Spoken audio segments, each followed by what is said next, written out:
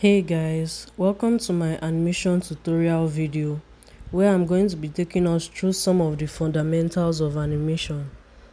In this video, I'm going to explain two of the most important principles of animations in my opinion, along with animating using keyframes. I have plans to make this into a series depending on how well this video does. That being said, let's get right into it. First and foremost, I have to explain the concept of timing. Timing is just the amount of frames between each pose. Timing affects the speed of the animation. For example, so as you can see, the first the first ball uses less frames than the second ball, which uses almost the whole 12 frames. It uses the whole 12 frames. So you can actually count how many frames this one is using. There's 1, 2, 3, 4, 5, 6, 6, 7, 8, just 8. While this one uses 12 frames. The one under uses 12 frames. Of course, as you've seen already, this first one is faster than this second one. And the reason for that is because it uses less frames than the one under, and also the proximity between the two poses, the proximity with the two poses also contributes to that. Like, and I say proximity, like the space between the two poses. As you can see, these two balls are far apart while this one is close together. They are even overlapping. So if let me play the animation. You can see how fast it is going while this other one is slow. So that's what I mean by it contributes to the speed of the object, of the animation. The very last thing we're going to look at under timing is ease in and ease out. Ease in is when you start slow and finish fast, while ease out is when you start fast and finish slow.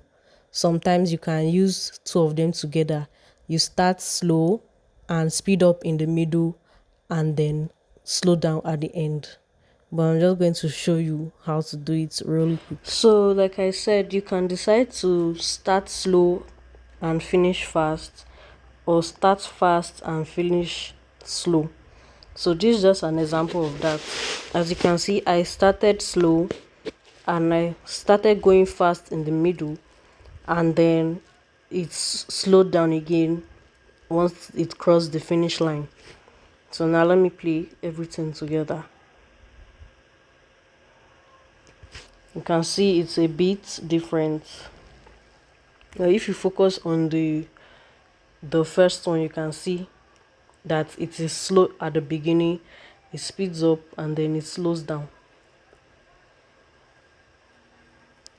Okay, now that we're done with timing, let's look at the next principle on our list, which is anticipation. And while I'm teaching anticipation, I'll also be teaching about keyframes simultaneously. So let's pay attention.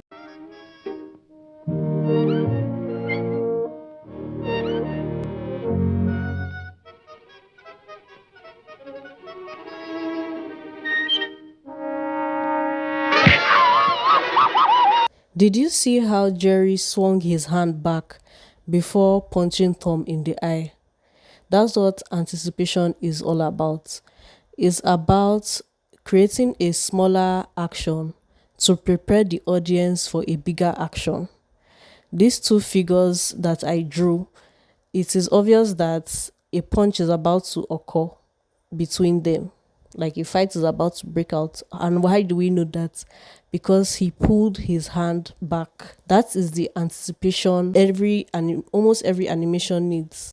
Let's quickly talk about keyframes. As you can see, keyframes are the starting pose and the ending pose of your character or object. As you can see, the first pose, which is the one where they are standing still, is the starting pose, and the sixth pose, which is on frame 6, is the ending pose for the anticipation move.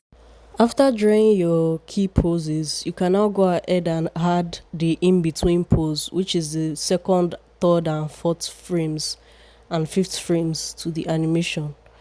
It's just something to help you animate better. Although there are people that like to animate from frame to frame, from frame 1 to frame 2 to the end, but I find using keyframes is easier and better. Lastly, before we go, I want to explain how we managed to use timing in this our punch animation. So as I told you before, we used 6 frames to do the anticipation move. That is the move where he pulls his hand back. Then we used 3 frames to do the actual punch. And why did we do that? We wanted the punch to look fast, so I used only 3 frames to do it. Like I said before, timing has to do with the amount of frames you use for each action, which determines the speed. So if I play it now, you can see that the punch looks very fast. It takes place very fast. Assuming we are using more frames for the punch, it will be slow, but you can see that it makes sense like this. Anyway, that's all.